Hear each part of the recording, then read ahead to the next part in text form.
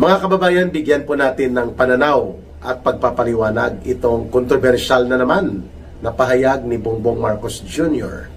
Sa isang interview at sa kanyang podcast, sinabi niya na nababahala daw siya at nalulungkot na yung kanyang mga ginawa ay pwedeng mabaliwala kapag wala na siya sa kapangyarihan bilang presidente. Aba, teka muna, ano bang mga ginawa niya? Para mag-worry siya at para bagang mayroon siyang legasiya na sinasabi, no? And then todo hype up, no? Ginatungan pa nito ni Aling Claire Marites Castro, itong tagapagtahol ni Bongbong Marcos Jr. Sabi niya, oo nga, dapat nating alalahanin na napakarami po ng ginawang mabuti ng Pangulo na ito referring to Marcos Jr. Kagaya po ng maagap at mabilis na pagtugon sa mga krisis, 4 na linggo bago niya maisipan na mag-declare ng National State of Energy Emergency. Ano yun? Hindi man lang nagpulong sa kanyang mga gabinete at ipatawag ang liderato ng Kongreso para makakuha siya ng mas malinaw at mas categorical na state of national emergency. No, bakit pa dumaan sa national emergency or energy emergency? Ano 'yun? No, at 4 na linggo ang nakakalipas bago siya makapag-react, na low-bat talaga. 'Yun ba ang legacy? Tapos masipag daw itong pangulo na ito. O masipag. Umabot nga sa 1.4 trillion pesos ang nawala at nanakaw at dinambong sa ating kabanang bayan. Kaya masipag. Kasing sipag din po ng kanyang pinsan na si Martin Tambaloslos.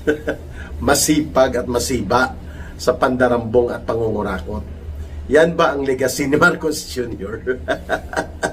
Siya daw ay nababahala na ang kanyang mga pinaghirapan, ang kanyang mga ginawa para sa bansang Pilipinas ay mawawala. At maibabaon lang sa limot o masisira pa. In the first place, mga kababayan, wala pong ginawang maayos at matino si Marcos Jr. at ang kanyang pinsan. Kaya nga umabot tayo sa failed government. The main problem kung bakit lumalala at lumalaganap ang krisis sa Pilipinas dahil sa krisis sa liderato sa panggobyerno. Meaning to say, hindi kaya at walang kakayanan si Marcos na pamunuan ng tama at dalhin sa tamang direksyon ang ating bansa.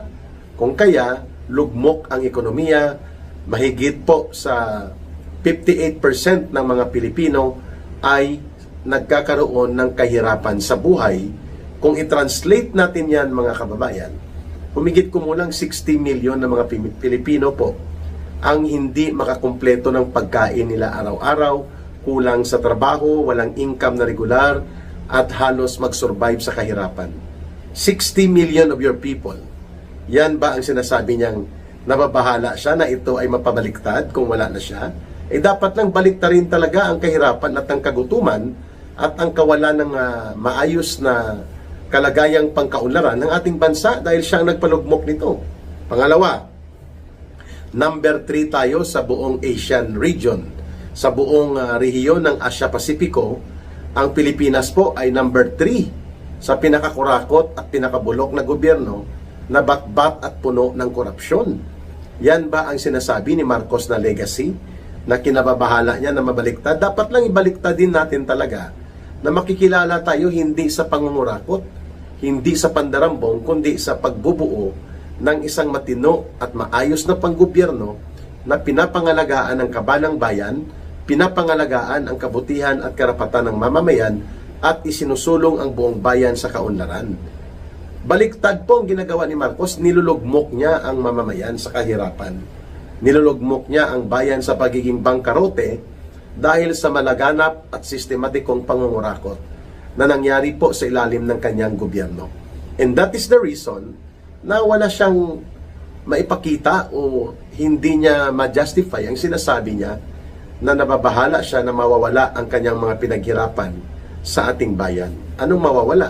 Siya nga ang hindi dapat manatili sa poder dahil siya ang pinagmumulan ng pagkalugmok ng ating mga kababayan. Pangatlo, ang krisis na sinasabi nila ni Marcos at nila Aling Claire Marites Castro na kanyang tagapagtahol ay lumala ito lalo at lumawak pa dahil hindi decisibo at hindi po deliberate ang exigency and emergency action plan ni Marcos.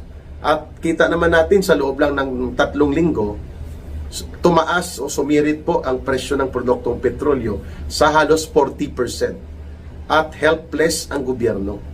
At parang sinasabi na lang ni Marcos na magtiis na lang tayo dahil may krisis sa Middle East. Samantalang ang mga bansa na karatig bansa natin like Malaysia, Indonesia, Thailand, and Vietnam, Singapore, hindi naman po ganun kataas ang mga presyo ng produktong petrolyo. Tumatakbo lang po between 15 pesos to 60 pesos per liter. Sa atin po, umaabot na sa 120 pesos per liter ang diesel at 90 plus pesos sa gasolina. Napakalaki po ng diferensya dahil walang purpose na stabilize ni Marcos ang ating ekonomiya at patatagin po ang price regulation para hindi maabuso ang krisis na ito dahil takot siya sa mga oligarko. Takot si Marcos na kumprontahin ang mga monopolista na dambuhalang mga kumpanya sa langis. Anong uri ng gobyerno mayroon siya para sabihin niya na natatakot siya na maandan o hindi daw mapagpapatuloy ang kanya mga mabuting ginawa sa bansa. Wala kang mabuting ginawa sa ating bansa. Sa iyo nang galing po ang pinakamalubha, pinakamalupit na uri ng pangungurakot at pangungulimbat sa pondo ng mamamayan. 1.4 trillion pesos ang nawala at ang pasimuno at itinuturo po na mastermind si Marcos at sila Romualdez. Tapos sasabihin pa ni Marcos sa interview niya na nababahala siya na mawawala po ang influence ng kanyang mga naipundar na mabuting gawa para sa Pilipinas. Dapat ka lang talagang mawala, Ginoong Marcos, kasi wala ka naman talagang naipundar ng matino at maayos sa ikabubuti ng Pilipinas, bagkus ikaw pa ang pinagmulan ng paglubha at paglaganap ng krisis at kahirapan dahil sa kabulukan, kasakiman at kabulastugan ng iyong gobyerno. Mantakin mo may krisis ang Pilipinas na kinakaharap.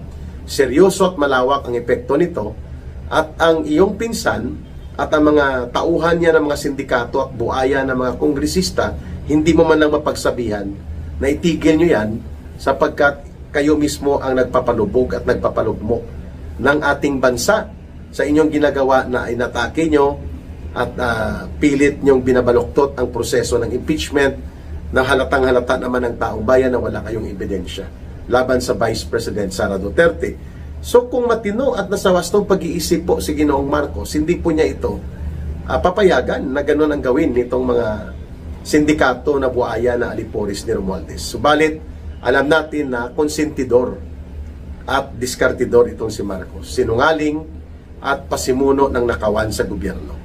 Yan ang dapat na baliktarin. At yan ang dapat na hindi na magpapatuloy.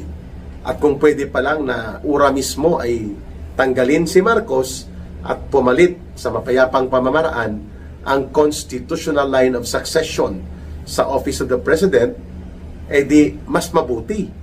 Kasi the longer by the day, months and years na natitira pa po mga 2.5 taon ni Marcos, nakikita natin mas lalo pong hinihila papunta sa bangin ang ating buong pamahalaan at buong lipunan dahil sa kabulukan ng uri ng panggobyerno na mayroon po si Marcos at sila Romualdez. Ayan.